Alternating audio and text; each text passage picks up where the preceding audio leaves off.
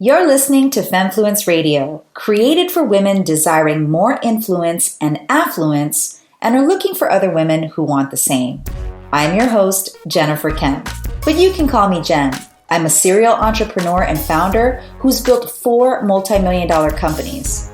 I'm also a mom to 3 amazing humans and a wifey to the self-proclaimed slay-at-home dad.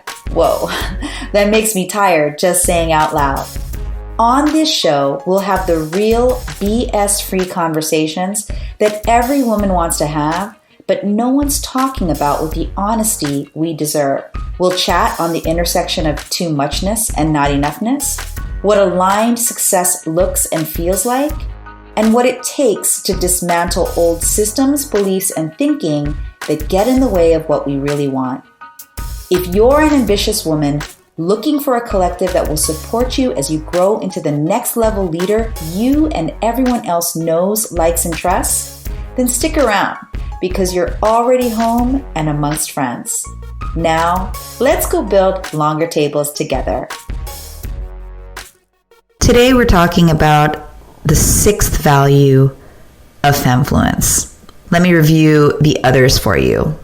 Autonomy, intersectionality, connection, ambition, values-driven, and now, a kind of scary word for some of us, imperfection. In our last episode, I said there's something stopping you from not just telling your story, but fully embodying your Femfluence. And it's pretty simple. You don't want to mess up, and you don't want anyone pointing out that you didn't do it perfectly. Hashtag ouch, hashtag I resonate, because that's me. This episode is for you if you're anxious, a perfectionist, worried about what other people think of you, afraid you won't get it right when you share, you're overstressed, overworked, disconnected, lonely, unhappy. That's a long list, but it's also a lot of us. This episode is also for women who are ready to face and say F you to fear, because there's no such thing as a quick fix or a pill you can take in order to get past this one thing. As one of my good friends and mentors and former client, Lisa Nichols, says, there's no magic wand, potion, lotion, any of that on the way to you fully claiming your purpose. But there is a way to make it so. And that's by embracing your imperfection instead of thinking of it as a weakness or faulty, or worried that by exposing imperfection, people will judge you as ill-equipped or ill-experienced. Voltaire says, perfect is the enemy of good. I'm living proof that's not true. And it's true of any person you've admired or despised. So the curious question I have for you is, what's really keeping you from showing yourself fully? Because the evidence outside is proof that everyone is 100% fallible. Is it the perfect branding on their website that's getting you from moving? Is it the flawless photography on Instagram that they have? Is it their epic oration on stages where you've heard them say things so perfectly you never could imagine yourself doing the same? Is it the title that they have, like CEO or CMO or CFO or any of the C's that make you feel like you're not in the same category? Is it an award they received? What are the things that you're calling evidence that they're perfect and you're not? Now, this goes back to the premise that we discussed in earlier episodes, that we've become such a results-driven culture that rewards the outcome instead of the journey, that's perpetuating this cluster headache of inaction and analysis paralysis in many of the women that I know who want to step fully into their leadership. I bet you know of others too. And that's why we've got to encourage them to step out and celebrate imperfection. You might have heard of this woman, Brene Brown. She's a New York Times bestselling author and a professor at the University of Houston. And she wrote in her book, The Gifts of Imperfection, that people who she calls wholehearted encompass 2 triads of beingness. So the first triad is courage, compassion, and connection. And the second is love, belonging, and worthiness. At Femfluence, We believe that being values-driven is the path of the courageous woman seeking affluence and influence for the greater good of themselves and the world around them. So if that's true and you're bought into the fact that you want to gain more femfluence, then here's what you need to do. You need to understand that the most successful people are masters of imperfection. So instead of becoming a master of the thing that you want to becoming a master of imperfection is the way there. By testing, trying, exploring, and discovering what works and doesn't work. You're so busy getting it perfect that you're burning your most important assets, which are time, energy, and money, into solutions that on the surface appear to give you the how-to, but if you don't have the underlying foundation of the courage not to be right, but to be wrong, then no machine, vehicle, or how-to mechanism will work. Meister Eckhart said, "The price of inaction is far greater than the cost of making a mistake." Let's say that again. The price of inaction is far greater than the cost of making a mistake. Our best work isn't perfect. In fact, it's the imperfections in our work that enable it to be great. And the stories that support them are usually rooted in some type of come up or coming out or coming forward. So there's that part. If you've worked on a large project at a company, there were large teams of project managers and developers who brought products to market or optimization initiatives internally. So why do you think they're called developers? And that there are a number of testing phases? Because that's how they get better and better. So in entrepreneurship, I call this entering the entrepreneurial gym every day. It's pretty logical to say that if you want to release weight or get stronger, that doesn't happen without showing up consistently and trying different routines and meal plans that work for the way your body can or wants them. But once you get into that rhythm, seeing what works for you and doesn't, then that doesn't just give you endurance and strength. It gives you confidence to go for more and you start seeing results. So by embracing imperfection and being celebrated for it, guess what? That's going to make you more strong, more potent, and definitely more affluent and influential. Now, in my company and on my teams, we encourage everyone to bring an experiment to their goals every quarter. One that, number one, will support their learning, but also something that can grow the company too. And by doing that, I'm taking a risk, but a good one, to try things out and allowing my team to feel rewarded for having new ideas. Partly, I do it because it's good business practice.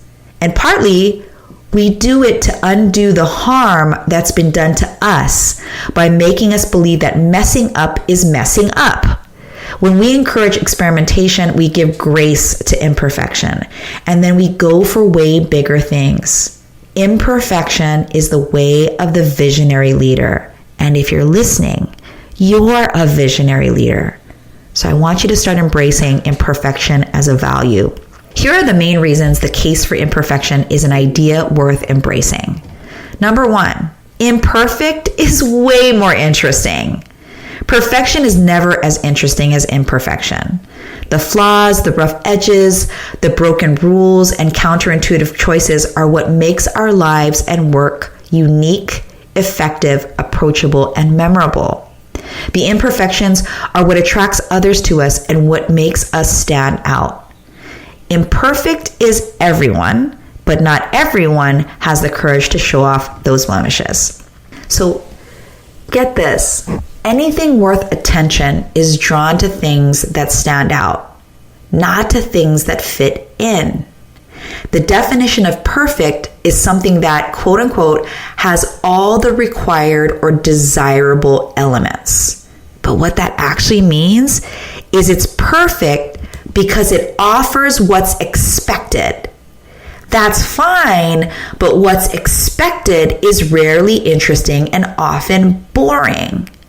So bottom line it, what's expected isn't what gets noticed. Did I just blow your mind? It blew my mind as I started to really think and unpack imperfection. Basically, it's really boring to be perfect. Number 2, imperfect is relatable. It's so cliche to say nobody's perfect, but it's also cliche because it's totally true. Nobody is perfect, and that includes our audience. We all struggle and like to see our struggles reflected back to us in the people we follow and admire. Revealing your imperfections instead of hiding them doesn't drive people from you. It draws them to you. And sometimes you just need a framework to put your imperfections in. I have one for you at thebrandstorychallenge.com/FF. Make sure you write that down and let us know you want to play so that you can get one of your imperfect stories out there. So at the end of the day, imperfections are relatable.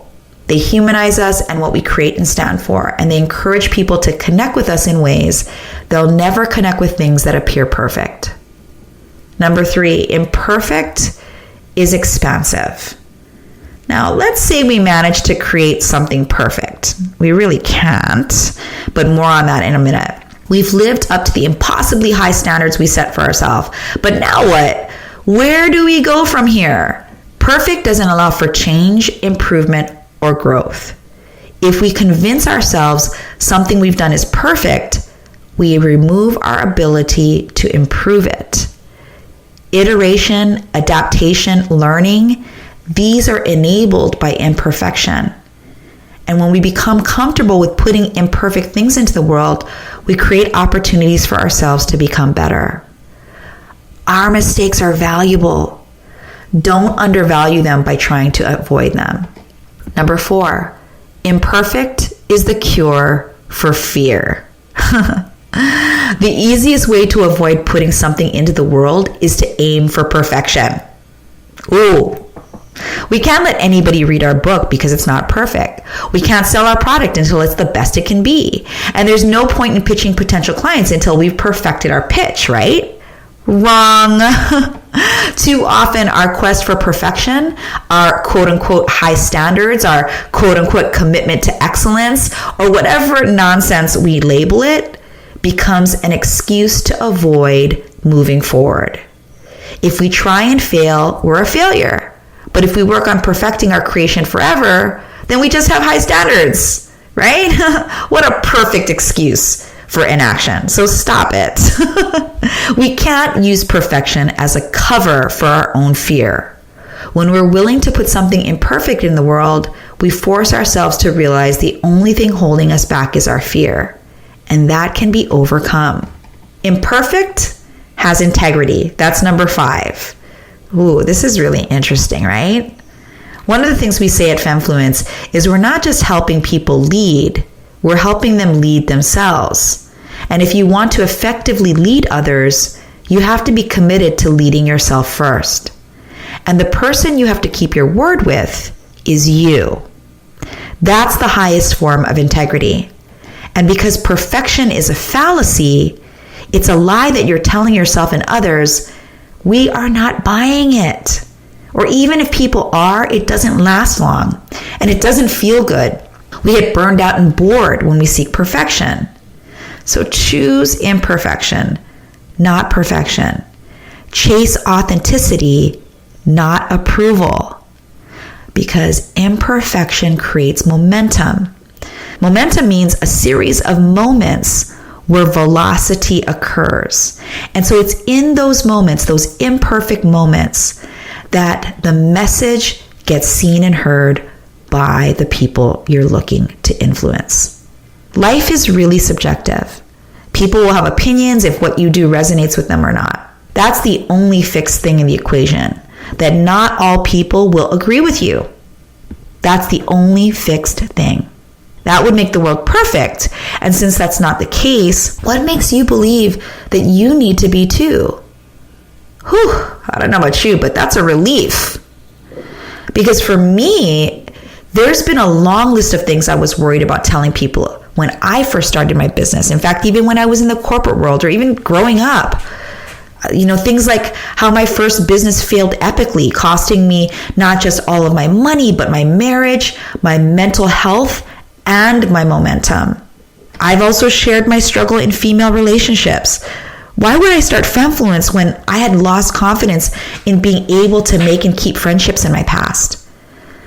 Another one that has really bothered me was being divorced and a single mom while being ambitious and getting the help of my family, even though the entire time they made me feel guilty for it. I also am effectively an introvert whose work challenges me to live even more in my values, because that allows me to present authentically more extroverted because I'm talking about the things that matter to me. And it allows me to also get less worn down after too much peopling. Also, I've survived cancer and I'm currently living with a pituitary tumor. And when I've shared that story, people can't believe that I've been able to achieve so much. But it's by sharing that story, I've been able to not just heal more inside, but be able to navigate around it, even though it still affects my life every single day. Those stories and more, and I have a ton more, I tried to keep them from people in my past because I had a program that ran me called the Looking Good program. You know that application that runs our computer called our brain? I thought people would judge and reject me for those things and more. And you know what? People have judged and rejected me for those things. But the majority of the people I encounter and talk to are encouraged and tell me it's helped them step into and embrace imperfection even more. Now remember, I can help you tell a better story based on our last episode and help you be willing to overcome the fear of telling an imperfect story at brandstorychallenge.com/FF. So sign up when we open it today so that we can play and get it out there. At the age of 9, young girls start to believe that the perceptions, beliefs, and judgments of others more, and they start to stick into our psyche and soul. This is why we need more support, connection, and celebration of our ambition, individuality, and yes, imperfection. So here are some of the ways that I deal with my fear in showing my imperfection. First is self-care and honesty. So what I do is I try not to get burnt out by taking care of myself, including getting massages on a regular basis. So I personally like Thai massage because of the stretching and the deep tissue work. And there's also a Filipino massage, if you're lucky in your particular area, called Hilot, which is really amazing. And acupuncture, and even I've taken Ambien to get a full night's rest. Now, I do not suggest anybody take medication. I'm just being transparent with you right now that these are some of the things that I had to do to get through some of my worst moments. And I had a lot of therapy and support, which is my second thing. So releasing and therapy, having somebody in my corner who I could not just talk to, but release things with. So my current therapist, who I love so much, and I'm about to share her name, and I'm actually quite worried that she's going to get so booked she won't have time for me, but that would be non-Femfluence like, and that would be pink slime. So I'm going to share her right now. Her name is Voj Smith. And on another episode in the future, I'm going to go ahead and break down how I got through my depression when I lost my business in 2008, so that you can really see how I did it and what were the steps I had to take, even though I really felt I would be judged for it, to get through it. The next thing is self-reliance. This one is so important because I think that women who are strong also get beat up for being self-reliant. It's part of the way that we can be values-driven. Creating accountability by having daily rituals that take me into that entrepreneurial gym that I mentioned, including what I call slaying at least one dragon per day, which means that as the queen, I need to get one thing out of the way that I don't want to face. But every time I do something I don't want to face, it gets easier the next time.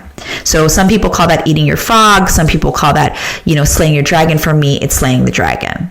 And I do that first thing in the morning. So one thing that I'm doing currently right now is my 5 times or more per week Peloton workout. Peloton is my favorite workout brand, and I've loved that morning sweat, as well as, frankly, it's like life coaching on a bike, because the instructors are so good at pouring into you some really positive energy and like kick-ass energy first thing in the morning. So if you don't have a Peloton, get one. And I'm not getting a commission by telling you that.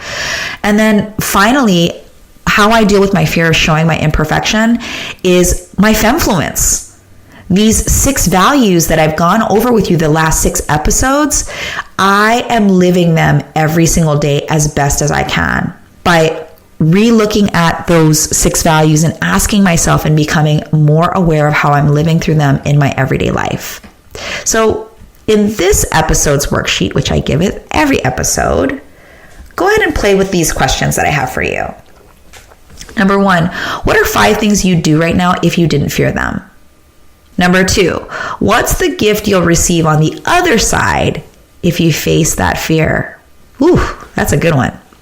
Number 3, what are stories that highlight something you're concerned people will know about? Ooh, what are those stories? And number 4, what are ways you can tell that story and connect them to your purpose and leadership? Everything you want is on the other side of fear, Femfluence fam. And fear many times is just excitement dressed in really drab clothing. So next time on Femfluence Radio, I'm going to share my signature framework that's helped build personal brands that you know admire, like Oprah's Own Network, Steve Harvey, and many of the world's leading companies and hundreds of entrepreneurs that I've had the pleasure and the gratitude to work with. So if you want to build a better story and to build a personal brand inside your company that no one can ignore, don't miss the next episode. Thanks for listening to Femfluence Radio. If you resonated with this episode, please leave us a review and let other women know about it. Remember, we're building longer tables here. Follow us on Instagram at Femfluence_official to stay in the conversation, and also visit femfluence.com to sign up and receive things I only give to our listeners and friends. I look forward to our next